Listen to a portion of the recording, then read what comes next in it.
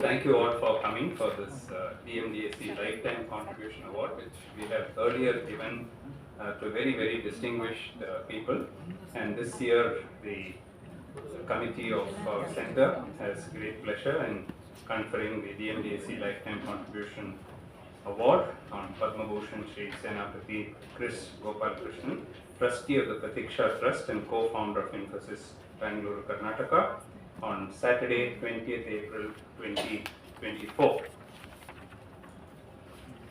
Mr. Kris Gopalakrishnan, as mentioned by Dr. Surendran, obtained his MSc in Physics in 1977 and MTech in Computer Science in 1979, both from IIT Madras, and an honorary doctorate from the University of Kerala in 2019. He is also a fellow of the Indian National Academy of Engineers, INAE, and an honorary fellow of the Institution of Electronics and Telecommunication Engineers, IETE of India. Mr. Gopalakrishnan started his career as a software engineer with Patni Computer Systems, Mumbai in 1979. He was telling us yesterday the story of how all the co-founders got together, and it was very nice to listen to that whole story. So he is one of the co-founders of Infosys and also served as its CEO and Managing Director from 2007 to 2011 and its Vice Chairman from 2011 to 2014. He was elected as President of India's Apex Industry Chamber, the Confederation of Indian Industry, or CII, for 2013-14 and served as one of the co-chairs of the World Economic Forum in Davos. I think that was Mr. Gopalakrishnan holds several prestigious leadership roles in several institutions. He serves on the Board of Governors of the Okinawa Institute of Science and Technology, OIST, and is chairman of the Governing Council of the Indian Institute of Science, ISC Bangalore, which is how I got to know him, because I am also one of the members of the Governing Council. He is also on the Board of Governors of IIT Bangalore, the Vision Group of Information Technology of Karnataka Government, Reserve Bank of India, the Reserve Bank of India Innovation Hub and CII Center of Excellence in Innovation, Entrepreneurship and Startups, CIES. In addition, he also serves as chairman of the Itihasa Research and Digital, which publishes the history of Indian IT industry as Itihasa. Mr. Gopalakrishnan currently focuses investments on health research, specifically brain science, and today's topic he is going to talk about why he chose the brain for his investments. And he's also working a lot on aging related disorders as well as in startups and startup ecosystems. For his extraordinary contributions to the society, Mr. Gopalakrishnan has been conferred with several awards and honors, prominent among them being the Padma Bhushan, the country's third highest civilian honor by the Government of India in 2011. Recognized as a global business and technology thought leader, Mr. Kris Gopalakrishnan was voted the top CEO IT services category in Institutional Investor's inaugural ranking of Asia's top executives and selected as one of the winners of the second Asian Corporate Director Recognition Awards by Corporate Governance Asia in 2011.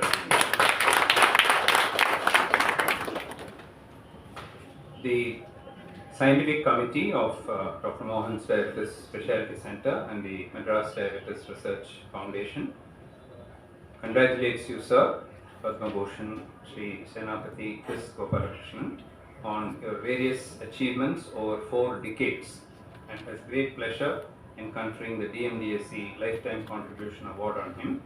May we now request Dr. Surendran, Chairman of Shankar Nethralaya, to hand over the medal, certificate and plaque to Mr. Kris Gopalakrishnan.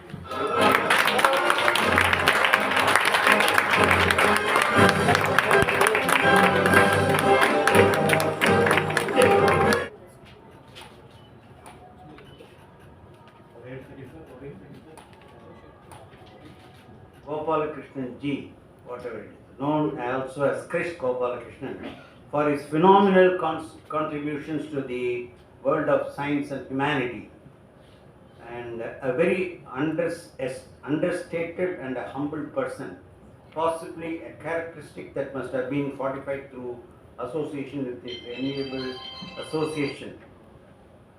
At the Infosys. My son was at Infosys for 5 years.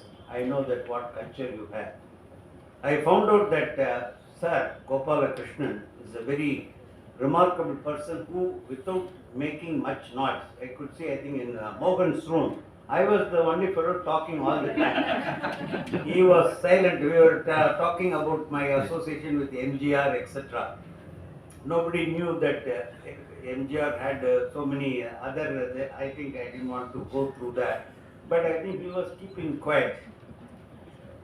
Salute you, sir.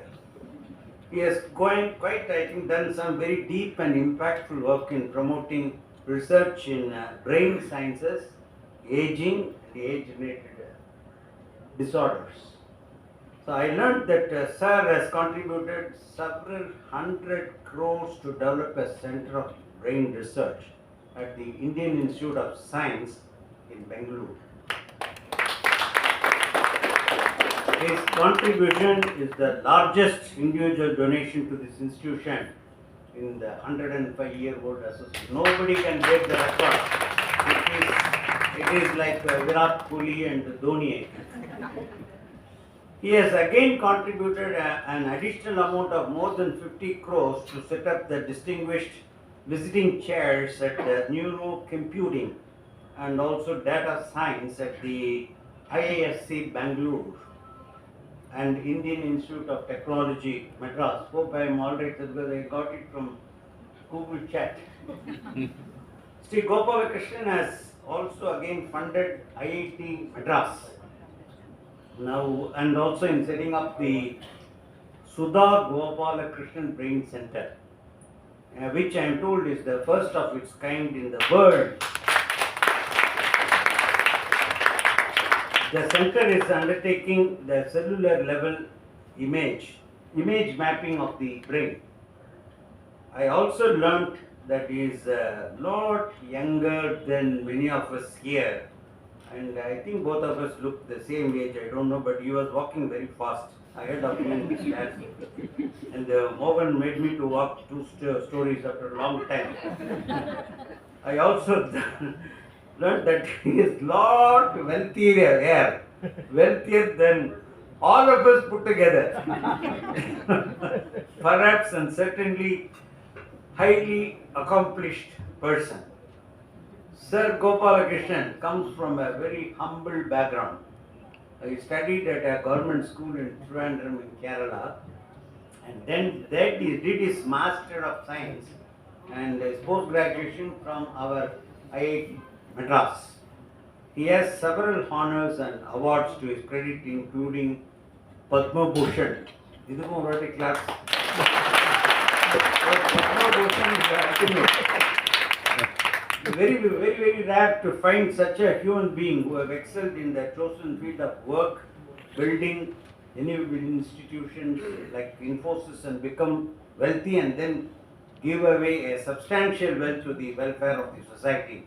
A truly blessed soul, sir. Thank you. We are honored to be here in the midst of celebrating the power of achievement, to do something that many people need to dream.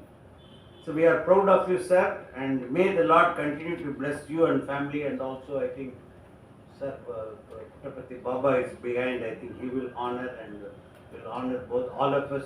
Mohan was a staunch devotee, including me. I was one of the recipient of Ududi, so that too on a wedding day. So I think I am honored to honor LDJ. Thank you. I believe can be leveraged for not just research in diabetes, but in healthcare in general, population studies. They are doing nutritional studies. It's truly the breadth is amazing. I would request every one of you to visit if you have not already visited the place and take a look at it. And in our discussions, we probably came up with 10 more things that could be done with the work that they're doing, leveraging the work that they're doing. And in fact, this is the reason for actually my presentation today. And a best example of what is possible, what can be done, what should be done. He is here in Chennai, and I saw that at Dr. Mohan. So when I make the presentation, I think they will probably um, connect with it, and I hope all of you will also, especially the people who belong to Dr. Mohan's. I think you should all be very proud of what you have achieved, what you have done, and others. This is an example of what can be done, and I hope more of this happens in India. In fact, my message to all of you is, uh, you know, we have to support world-class research in India. Uh, Either get involved in research, support research, encourage students to take on science, career in science and research. If you can financially support research, there are many things that you can do. And everyone, I think, should get involved in this. It is a way for us to secure our future, and I will talk about it. Actually, in my presentation, we will talk about it, but here is a wonderful example of what we are capable of in India and what we should be doing, what we have to do it in a much bigger way in the future. When I stepped down from Infosys in 2014, one chapter, one innings got over, and I wanted to make sure that I don't retire, but how can I create a new platform? How can I continue to create impact in whatever way we can? The change clearly is from operate to actually mentor, support, cheerlead, orchestrate, help others achieve things in two areas. One is in the area of entrepreneurship, startups, etc. Second is in the area of research. Because those two, I believe, and I'll come back to this, those two, I believe, are very much required as India transitions to India 100 in the next 25 years. These are going to be the drivers for transforming India into a developed economy. The confidence I have in making this transition for India is the 30 years or 35 years of experience that I have had in setting up Infosys and building the IT services industry. Lakshmi Narayan is here, he is again another architect of this. And what we have achieved in India is to create a global leading world-class industry. If you look at the top 10 in the world, 5 or 6 will be Indian. And probably if you look at the top 10, many of them have CEOs of Indian origin, though the company is not registered. And if you look at across the technology industry today, many CEOs are Indian origin. How did this happen? Right? Starting with creating world-class education, all the way to believing that we can create world-class products and services and serve the entire world. Today it's a $220 billion industry employing 5 million people and brings a lot of respect, a lot of foreign exchange. It's about 8% of India's GDP, about 20% of India's export, and we have done that in the 30 years, competing with the best in the world. That's what gives us the confidence to say that this should be scaled up, this should be done in other industries, etc.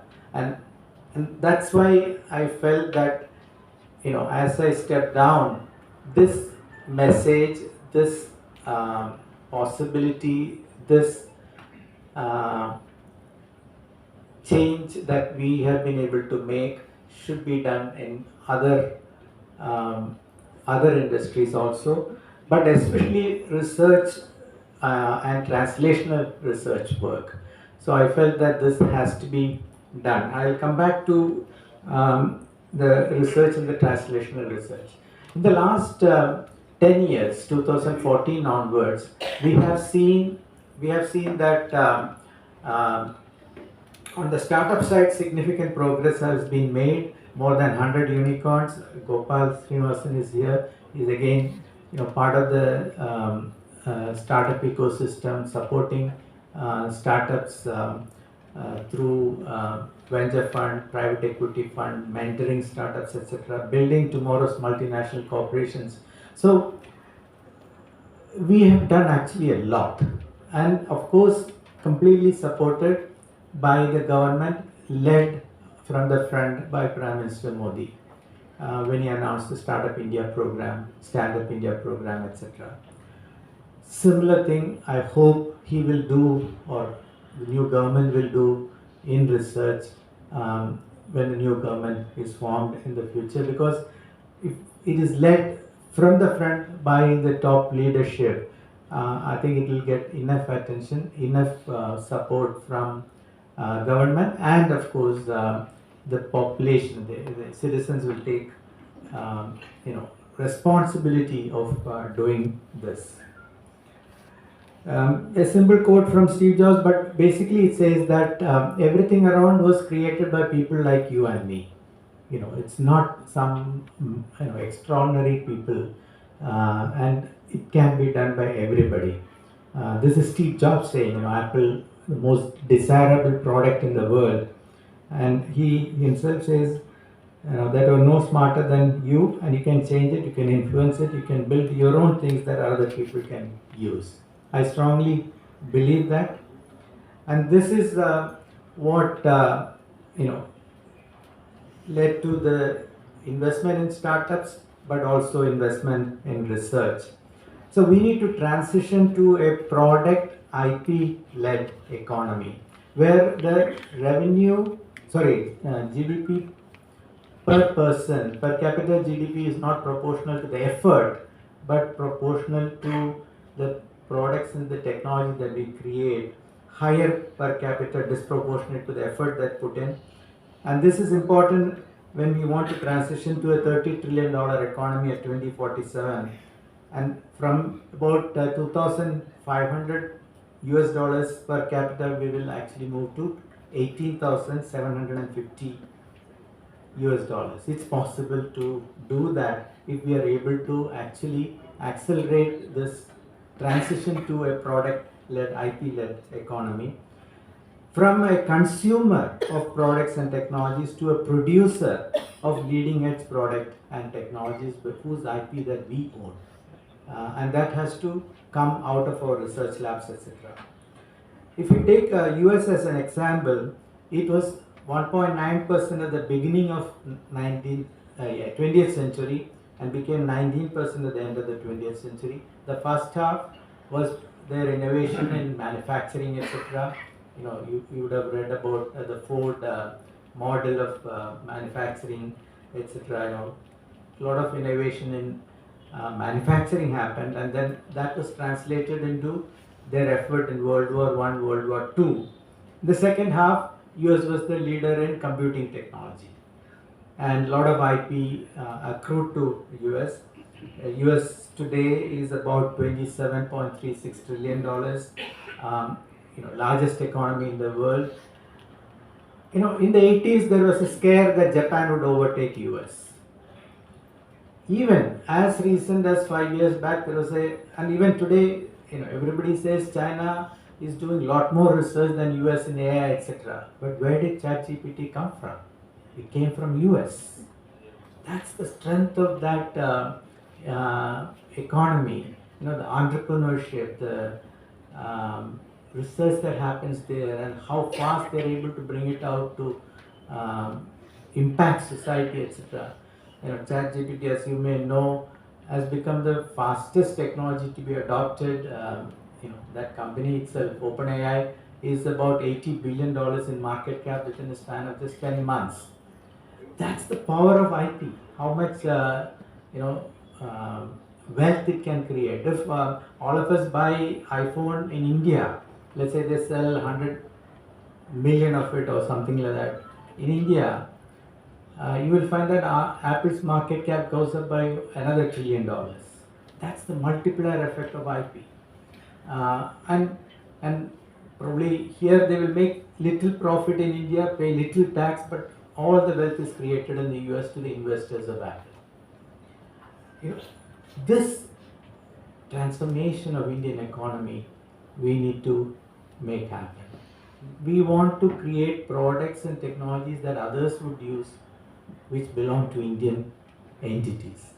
And that can only happen through our own effort and research, etc. And I believe it can be done. And I'm seeing more and more and more examples of this, and a lot of the work that Dr. Mohan's team is doing here. There's a potential to translate that and to create wealth out of that, significant amount of wealth. We don't think about it, so we have to concentrate on that, and we focus on that. This is something that, again, I'm hoping that our research institutes will do. IIT Madras is probably one of the best in this through the research park effort that's happening. But many other IITs do not do this. They stop publishing a paper. They don't take it further to commercialize it, to bring out a product of technology. That is the transition that we need to make. So we have to create capacity for large programs in our institutions. We are one of the 4 countries in space, right? Which has landed a module on Moon, Mars, etc. One of the 4 in the world. Now, how did it happen? Because they had a mission mode program to do this, and it happened within the government setup in public sector. Because mission mode, committed funding, long-term funding, people were allowed to develop within that system. You may have read, all of you would have read, probably they have hardly any people from IITs, right? But extraordinary results and extraordinary achievements, right? And I have absolutely no doubt about the capability of our people. Not just the people from IITs, but across the board. Our, let's say 50% of the youth or 60% of the youth are as good as anybody else in the world, and can do a lot of things. So if you can think about large programs, cure for cancer, cure for diabetes, and work at it for many, many years, you've been working at it for 50 years now, committed, focused effort, and that kind of effort is required if you want to create extraordinary results and extraordinary achievements, actually. So identify white spaces, and I'll come back to that. In my case, I said I'm going to support brain research. I'll talk about it. Think about also strategic areas for India. So, for example, if you want to transition to a economy that is going to be powered by sustainable sources, or 50% or more from sustainable sources, we need to look at nuclear as an option. Today, 1.7% of our power comes from nuclear, right? It has to go to probably 10%, because the wind, solar, etc. Probably cannot actually meet our requirement. Today, 70% of our power comes from coal, burning coal and things like that. And that is a polluting resource, actually.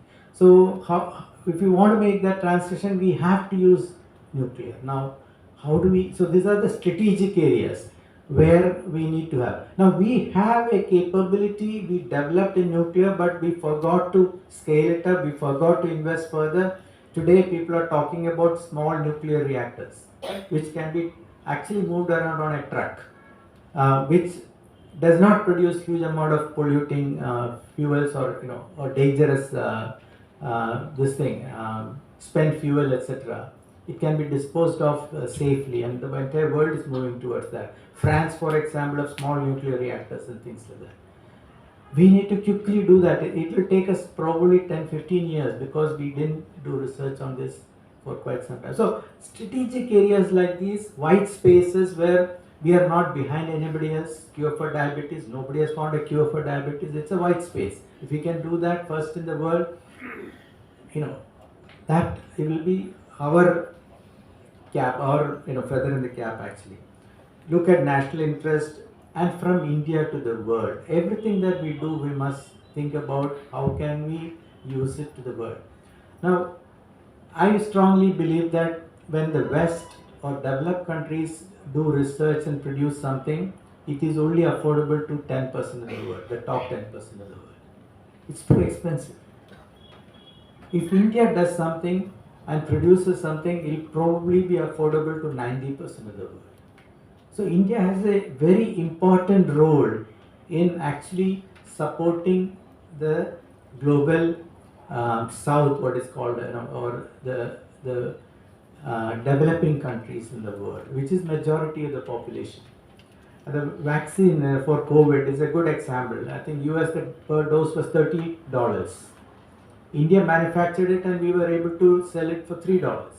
And of course, we vaccinated a billion people, 2 billion doses. Imagine us doing it at $30, right?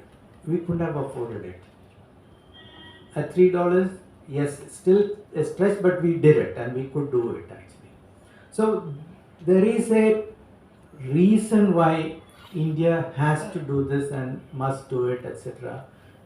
Again, I can go on with many examples. Immunotherapy is one of the possible cures for cancer. One treatment protocol is about $600,000. Many people in the US can't afford it, right? Now, how do you expect 1.4 billion people to be treated if they have cancer and things like that? So we have to think about from India to the world. India has a particular role to play in making sure that we come up with cures, affordable cures for rest of the world. We have to launch programs which are multi-year, multidisciplinary. We are very good at research.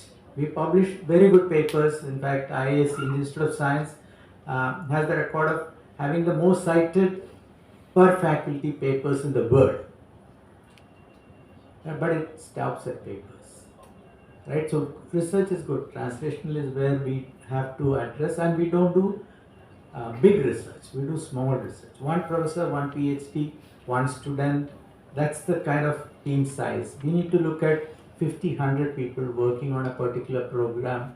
And again, here is an example of large number of people working on one problem, one program for many years to come, leveraging technology.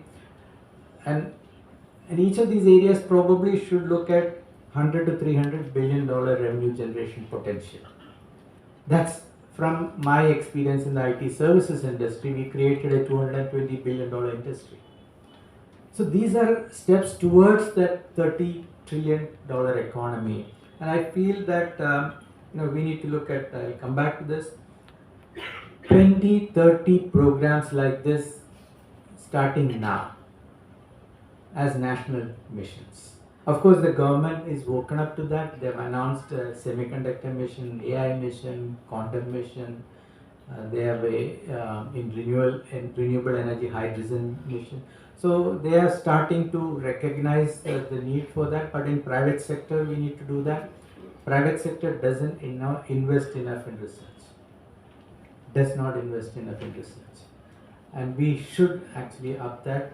As a country, we should look at taking our research investment from 0.65% of GDP to at least 3% of GDP, of which private sector has to go from 0.2 or 3%, 0.2 or 3% to at least 1.5. That means almost 10 times what they are investing today.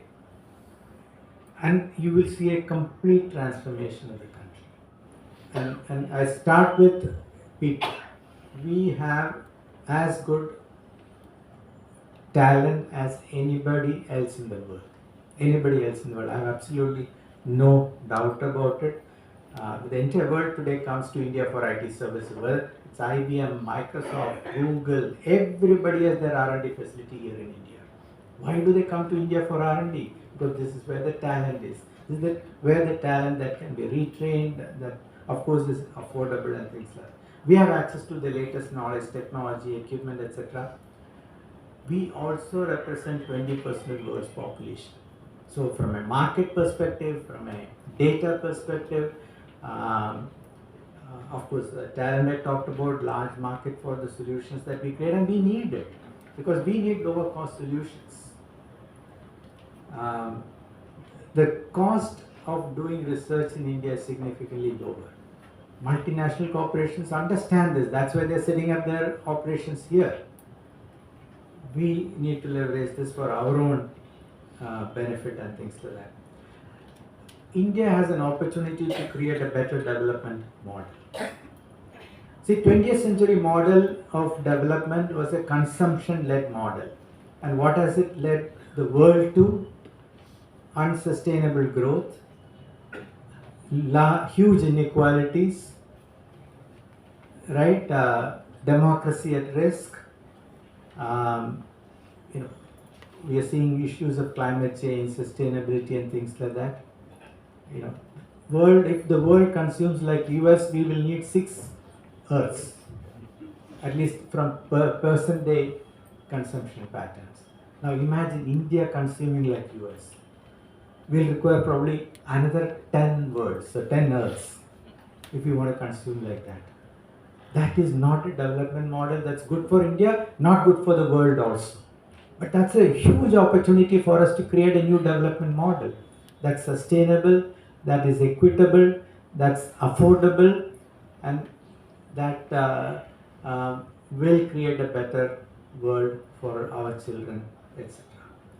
We have some examples in the fintech. We have created a new model using the India stack and things like that, which entire world now is looking at it. So there are significant opportunities for us. In the pharma sector, the generics that we did is helping lower cost of medicine for the entire world, especially for the developing world. So we have examples of this. We need to look at new opportunities and create very large programs, ambitious programs for doing this.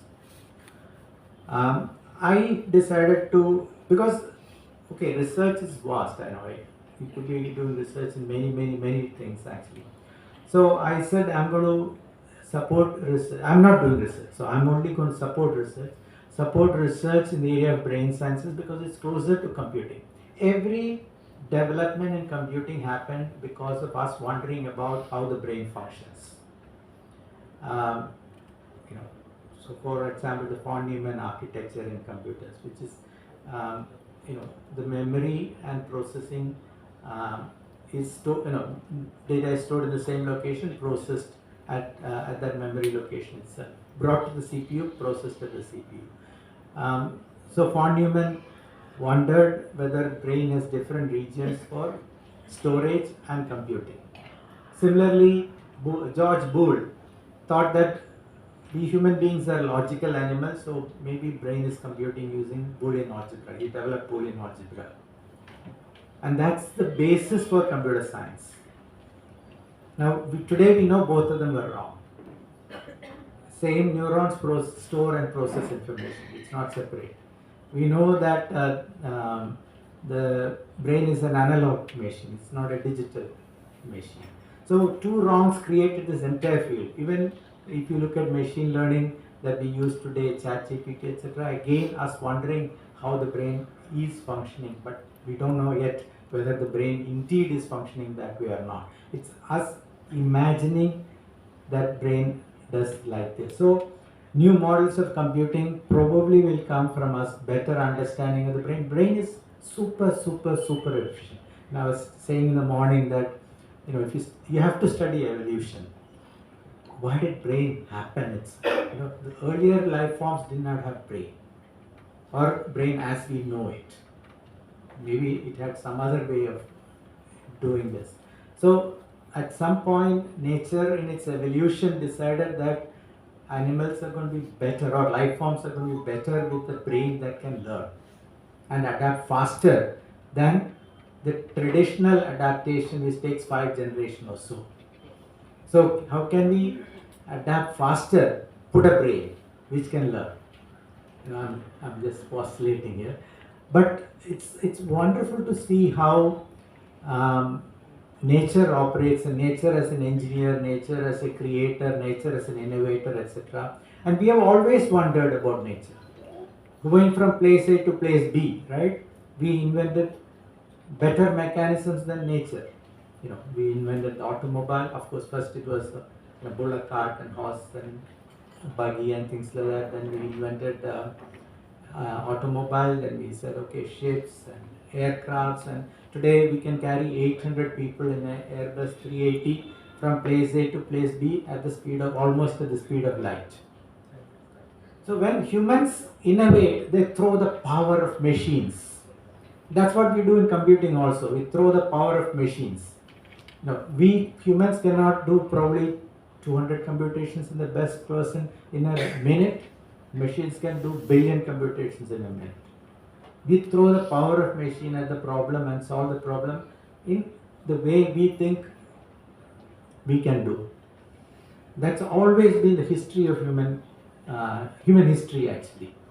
And same thing we are doing now, thinking, okay, how does the brain function? Now we have created deep learning, but it's sheer power of machines actually that we are doing this. So how can we, and brain 20 watts, 2 pounds, 3 pounds of weight, right?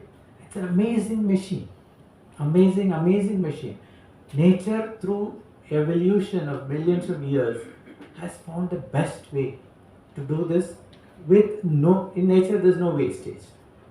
Absolutely no. Everything is fine-tuned to perfection.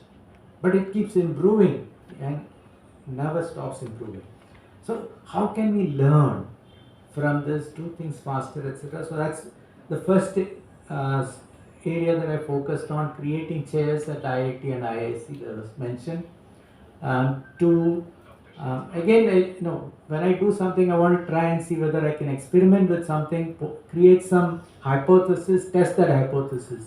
So we actually put 3 chairs at IISc, 3 chairs at IIT Madras. Each of these chairs is occupied by head of a research lab in the US. So around them, we can quickly create a small team. So it accelerates developing that field in India because we are kind of building this around an expert already. Publications become easier. Traditionally, if you are a new researcher, to get published is very difficult. But then you put as one of the authors a person who's already published many papers, who's head of a lab, is well known, is probably an editor of a magazine or a science journal, etc. Put him, embed that person in that. Immediately the paper gets accepted and gets published, and in the premier journals, etc. So there are many ways in which we can accelerate this, and that's what I did by creating these 6 chairs and creating this, and a lot of work is happening. Out of this is also one of the centers that IIT Madras today has. On the clinical side, I said let's address the issue of neurodegeneration because again that's an unsolved problem, and entire world is aging.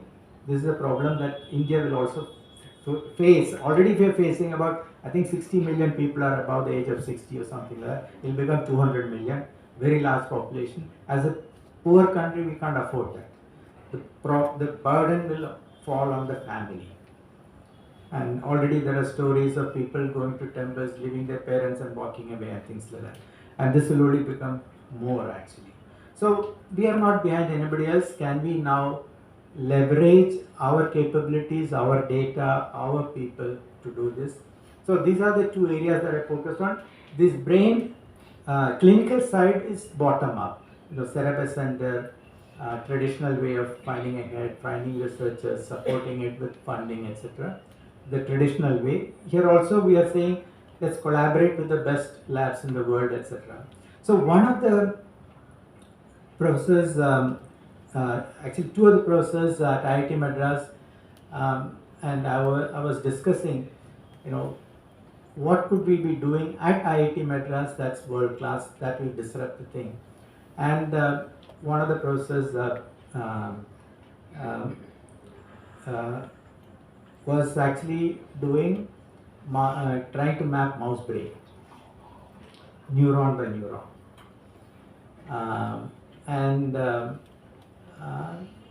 Casually we started discussing why can't we actually look at human brain, and where do we have an advantage? We have an advantage of one, being in an engineering institute, 2, access to cadaver brains, uh, access to brains at all ages and things like that.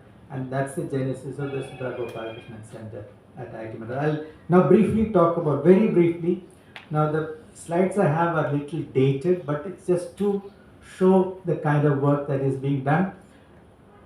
Again, I want to emphasize that a lot of the things that you see, you will actually, if you go to Dr. Mohan's, you will see they're also doing similar work actually. So you will find the same connection there.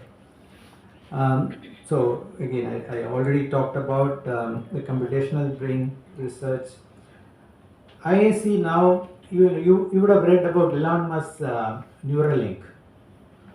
IAC hopes to actually come up with a brain coprocessor for some brain disorders, which will be embedded in the brain. The chip will be developed and placed inside the brain for some neurological disorders. They are developing, and they hope to commercialize it in the next, or go for trials in the next 12 months. These are capabilities we have. We can do it in India, right? We don't need to look elsewhere. These are things that we can do here in India. So the Center for Brain Research at IAC, what they're doing is looking at aging over a period of 10, 20, 30 years, 10,000 people as a rural cohort. I won't go through all the details, and an urban cohort of 1,000 people, so that we can compare and contrast between urban people, rural people, looking at nutrition, how they age. So all the health parameters, basic health parameters, cognition, MRI images, X-ray, genome sequencing, everything is collected.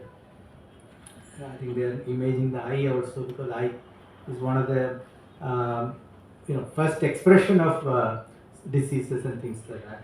So they are photographing the eye, etc. And their whole focus is to look at risk factors and protective factors. Now, India again will give unique data, which may be useful for the rest of the world, because we eat a lot of spices, things like turmeric and things like that. Now, Ayurveda says it probably is going to help. Now, does it really help? Is the incidence lower in India, higher in India? But there are other challenges. Nutrition is a challenge, education is a challenge, multilingual, is it positive, negative? So this is where the diversity of data can actually give us insights which I think is not present anywhere else in the world. And so they are hoping that the data will point to certain inferences that they can make. This study is now in the 8th year. They are also doing the Tata longitudinal study of aging. When I talk about support for research, there is nobody to beat Tata's. Indian Institute of Science was set up in 120 years back. 120 years back by a grant from Jamshedji Tata. Right? Even today, they continue to support. You would have heard about the cancer support for cancer research they are making, etc. They are one of the largest in terms of philanthropy, support research, etc. So here also they are supporting the Tata longitudinal study of aging. 1,000 people, urban cohort. So the difference between rural and urban: rural mostly not illiterate, lot of deficiencies in nutrition and things like that. Their social interactions are limited. Urban cohort, slightly older, highly educated, upper middle class, multilingual. So, it will be interesting to see. Some of the early results are, so there are many possible areas that we can look at. We are finding that 6% of the people are showing decline in cognition already. So we can now start analyzing that. Interestingly, women, rural women, decline faster than men and the urban women. Again, now we have to go and see. This is what data shows. I think they will look at all these things. So, a lot of interesting results are already starting to come. But this data, same data, because it's all health data, right, can be used for hypertension, can be used for diabetes, can be, and this is where we have to come together to actually leverage each other, work together, create much larger vision and objectives and things like that. Genome India is another project which CBR anchored, and then I found out to my pleasant surprise that they have, so this is supported by Government of India. They wanted to create DNA sequences for 10,000 Indians, because all the data that our researchers use come from the developed countries. All the data. Any research in genomics happens, they use a database from the West. But then I find that Dr. Mohan has 6,35,000 sequences already. Nobody knows about, I didn't know about it. And nobody's using that data. So this is where we have to learn from each other and leverage each other. Why this data cannot be used for DNA, genome studies in India and things like that. And there are a lot of actually very interesting data. So they have a multi-dimensional dream to be a public health spokesperson, guidelines for how people should manage themselves, how people should take care of dementia, Alzheimer's, Parkinson's, etc. can be slowed down. So they want to go from science to translational work, everything in between actually, and so hopefully this work will go on and results will benefit not just India but rest of the world for many years to come. And the IIT Madras work, so they get cadaver brain from conception to old age. So infant brains, neonatal brains, all the way from 16 weeks or something like that to adult and old brains. They get disease brains, rabies brains, which is a neurological disorder. We still have not found out how it affects people, etc. So this is again a wonderful study, and this the resolution that they have is 10 times better than the best in the world today. 10 times better than the best in the world today. So much so that already 20 different labs around the world are wanting to collaborate with IIT Madras to get access to this data. 20 labs around the world. They're all becoming visiting professors to IIT Madras. Already papers are starting to come out in the best journals. New insights are coming in. New insights are coming already. People have not analyzed brains of neonatal brains, etc. They are able to get brains and analyze it. When does the brain actually start forming? When do those various regions appear? Nobody had any idea. No atlas was there. Now they are producing all these atlas, and so they will add to our knowledge significantly. And at the resolution of the cell, that they are able to do this. And this could be done only, I said, IIT Madras. They had to create a protocol for collecting and storing these brains. That also was published as a paper.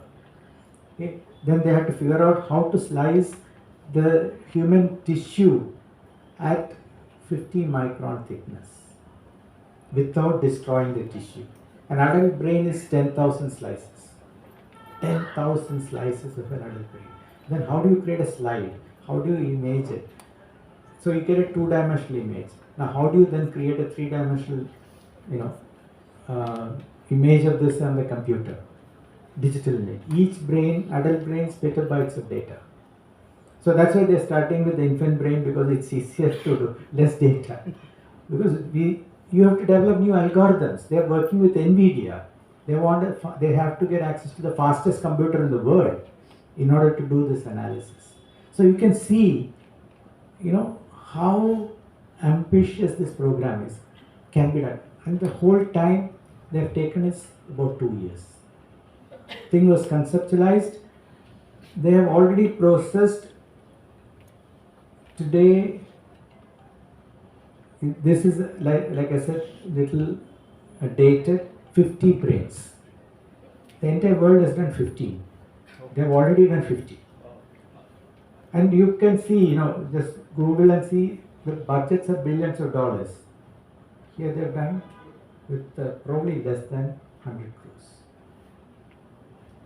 This is what is possible in India. World class work at insignificant price. I don't know. Your budget will, if you go to a diabetic center anywhere else in the world, probably their budget is some 10, 50 times what your budget is. And that is what is possible. So imagine how much we can contribute to the knowledge, to the solutions, and now if we can translate this into product and services, I think India will be a different country, we will be in a different league, and the amount of wealth that's generated is unprecedented. So my call for action, be an evangelist for world-class R&D and translational research in India. Support it in any way you can. Encourage your children to take on career in science, research, study science. Less and less number of children are going into these areas now. They're not going for hard sciences, things like that. I talk to philanthropists and foundations around the world, and I say that if you spend $5, spend $1 in India. India represents 20% of the world's population. So 20% of the money you spend in India, you can double your research output. Double the research output. The people are trained in the same laboratory, same equipment, they're as good as anybody else in the world, and we have a lot more people and a lot more data. Right? So we can actually double the research output. So every foundation I talk to now say, are you spending 20% of your money in India? If not, it's your problem, it's your mistake. You're not leveraging the money. Every dollar you spend, you are actually missing out on the benefit of that dollar. Spend it in India. Support visiting chair process. We need to accelerate growth of a new sector in India. How can you do that? Our diaspora is all over the world. Can they spend 1 month here? And transfer the knowledge quickly, create a small group, do collaborative research, support postdoctoral fellows, PhD programs, joint PhD programs, world-class research collaboratively with India. Everybody, I hope, will collaborate with India and set up 20 world-class mission mode large programs. 20 is probably just the start.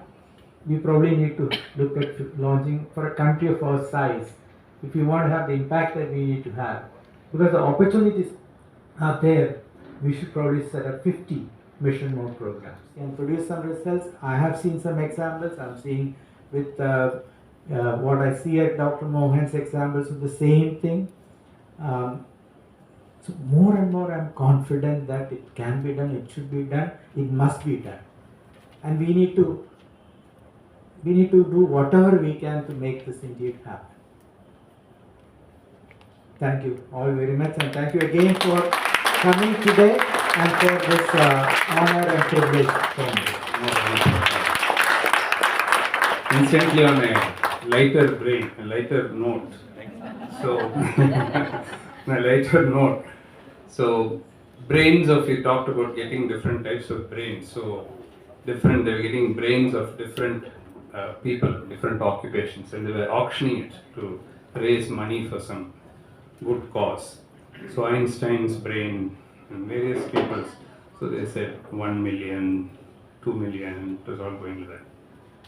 Finally there was one brain which went for more than $1 billion.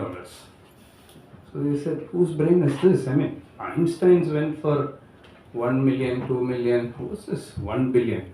No, this is the brain of a politician. It's never been used. So therefore it is the greatest value. So on that note, thank you. I think we should all use our brains. No.